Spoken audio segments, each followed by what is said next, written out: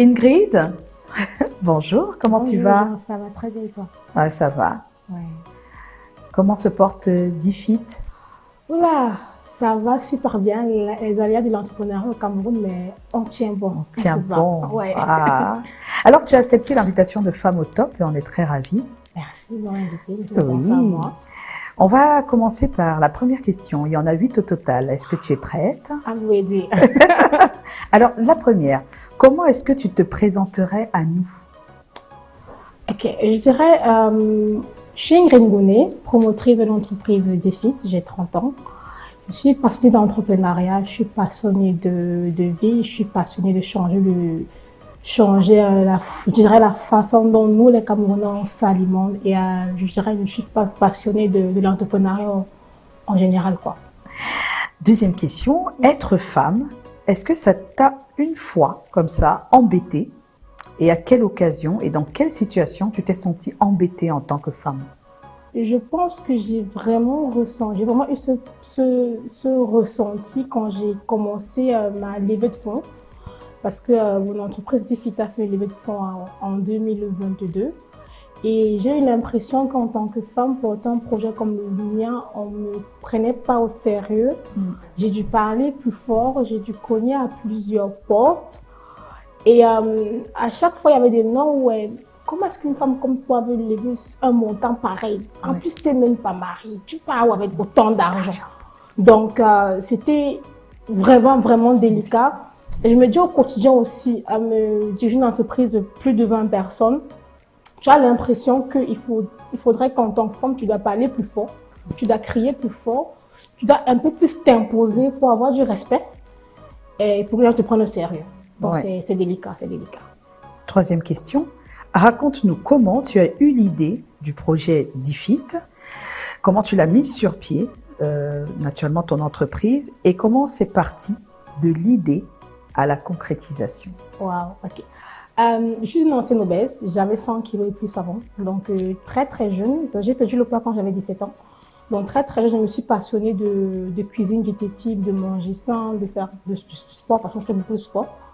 Donc j'étais déjà de base dans l'adolescence passionnée de cuisine. Donc ma mère savait que je devais absolument avoir un restaurant quand je devais être plus jeune, mais je ne savais pas que c'était un restaurant diététique en fait. Donc j'ai fait mes études en Angleterre, je rentre au Cameroun en 2016, c'était pour des vacances. Après, je voulais manger bio, chez un restaurant bio, un peu comme ce qu'on a de l'autre côté, je ne trouvais pas. Je me dis, attends, ça c'est une idée. Mon esprit un peu... Et puis bon, attends, Ingrid, qu'est-ce que tu fais? Tu pars, tu reviens, tu pars. Je suis partie, je suis revenue quelques mois après. Et quand je reviens de bas, c'était pour... je n'étais pas sûre que j'allais rester. Je n'étais pas sûre. J'ai décidé de rester 6 mois après sur un coup de tête. Mes parents n'étaient pas d'accord. Je me dis que bon, donnez-moi une chance, je vais essayer. Si ça ne marche pas, je répare. C'est là que je lance DFIT, effectivement, un an après, en 2018. Je lance DFIT le 20 juin 2018.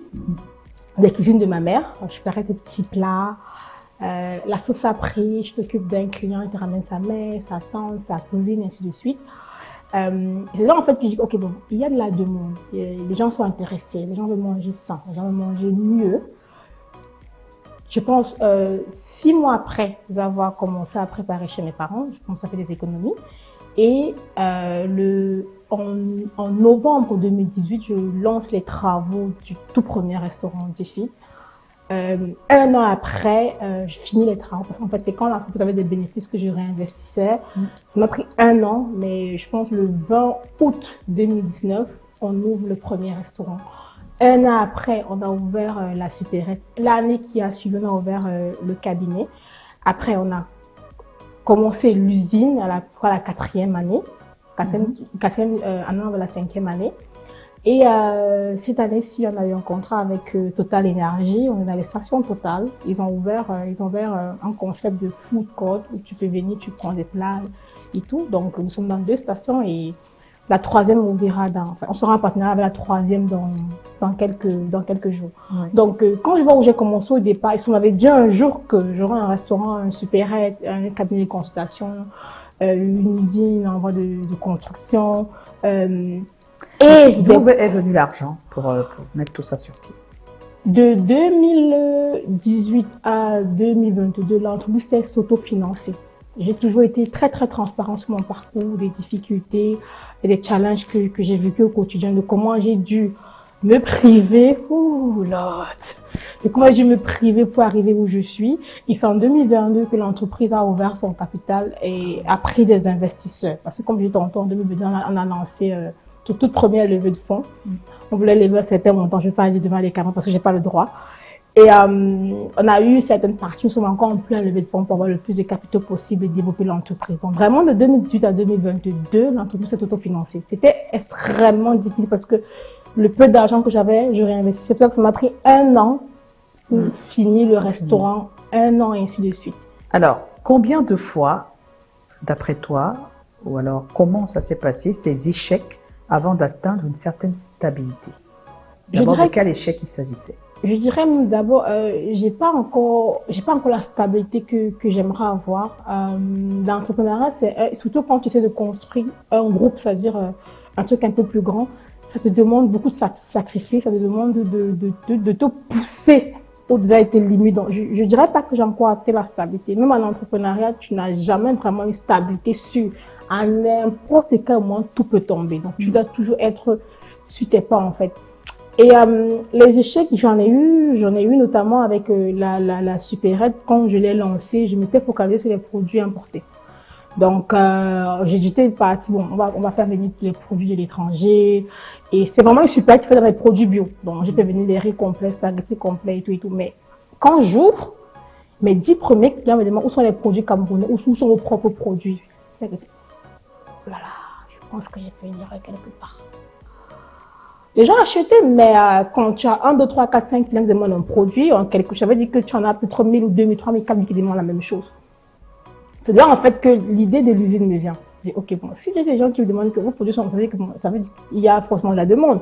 Donc c'est là que j'ai commencé à développer le secteur usine, on a recruté un ingénieur, ainsi de suite. On a des produits maintenant, l'entreprise a ses propres produits maintenant. Et dans la boutique, on voit aussi des produits d'autres Camerounais. Donc je pense que ça a été une de mes plus grands échecs. Il y en a eu d'autres, mais c'est ça qui m'a vraiment refroidi. Alors, tu fais partie des jeunes entrepreneurs du Cameroun. Qu'est-ce qui, jusqu'ici, t'a freiné dans le développement de ton projet en tant que femme? En tant que femme, je ne sais pas si tu dis certaines choses souvent à la caméra. Il faut dire. Il faut parfois, tu as certaines demandes parfois que tu n'as pas envie de faire. Surtout quand tu veux réussir dans le droit chemin, c'est des choses que tu veux pas faire et quand tu veux pas les faire, on te fait mais ça t'importe. Donc ça c'est le premier. Je pense que les gens vont comprendre ce que je veux dire. Là c'est le premier challenge que j'ai eu, notamment quand je fais ma levée de fonds. On te demande de faire un truc que tu ne veux pas forcément faire, voilà. Ou quand tu as quelqu'un qui veut investir, après ça tourne à autre chose, tu oublies. C'est compliqué. Et le deuxième projet encore c'est les fonds. On n'est pas au Cameroun, on n'est pas vraiment accompagné.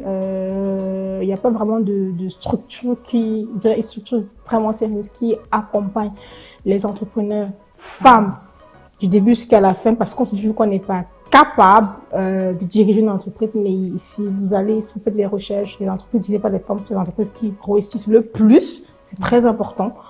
Et je dirais avoir les fonds. Et parfois être prise au sérieux par le sexe opposé et ne pas avoir de propositions indécentes. Qu'est-ce qui t'a permis et qu'est-ce qui te permet encore aujourd'hui de tenir malgré tout? Je vois où j'ai commencé. Je vois où j'ai commencé chez ma mère. Si on m'avait dit en 2018 que j'aurais eu un contrat avec une multinationale comme Total, je ne l'aurais pas cru. Si on m'avait dit en 2018 que j'aurais aidé autant de personnes, je ne l'aurais pas cru. Si on m'avait dit en 2018 que j'aurais près de 25 personnes sous ma charge, je ne l'aurais pas cru. Donc, quand je vois mon parcours, je vois où j'ai commencé, comment je me suis battue pour arriver jusqu'où je suis aujourd'hui. Il y a des jours où j'ai envie d'abandonner, des jours où j'ai pas le moral, je dis, j'arrête tout, c'est bon, quoi, j'en peux plus. Mais je vois tout ce qui compte sur moi.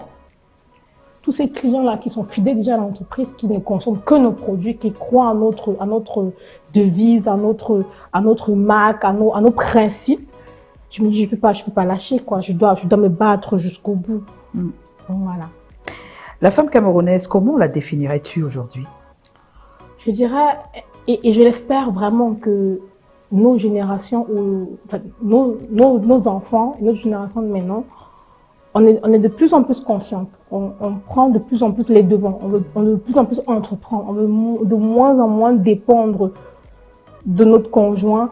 Et c'est ça qu'on a besoin. Nos enfants ont besoin de ces femmes-là qui montrent le bon exemple sur les réseaux et en général dans la vie pour que nos enfants prennent le pas en fait. Parce que quand on va sur les réseaux sociaux maintenant et on essaie de chercher quelles sont ces femmes-là qui impactent la vie, quelles sont ces femmes-là qui impactent la société, comment est-ce qu'elles changent les choses, comment est-ce qu'elles inspirent les femmes de demain, on a besoin de ça. Donc la femme camerounaise, de plus en plus, je dirais, elle veut être indépendante, elle veut qu'on l'entende, elle veut crier, elle veut être entendue, elle veut changer les choses. Et nos enfants, ils ont besoin de ça en fait, parce que ce qui se passe maintenant sur les réseaux sociaux et tout, c'est assez compliqué. Mais il y a de très très bons exemples. Hein. Si vous tapez, il y a plein de jeunes femmes entrepreneurs qui font de très très belles choses que notre génération et les générations après nous doivent suivre en fait.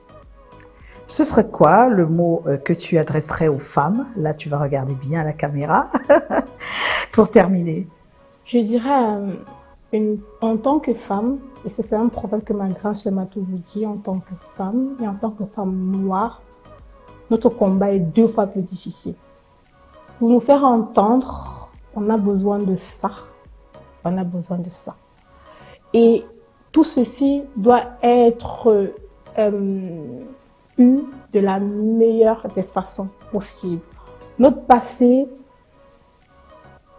même si on ne devrait pas nous juger par notre passé, notre identité.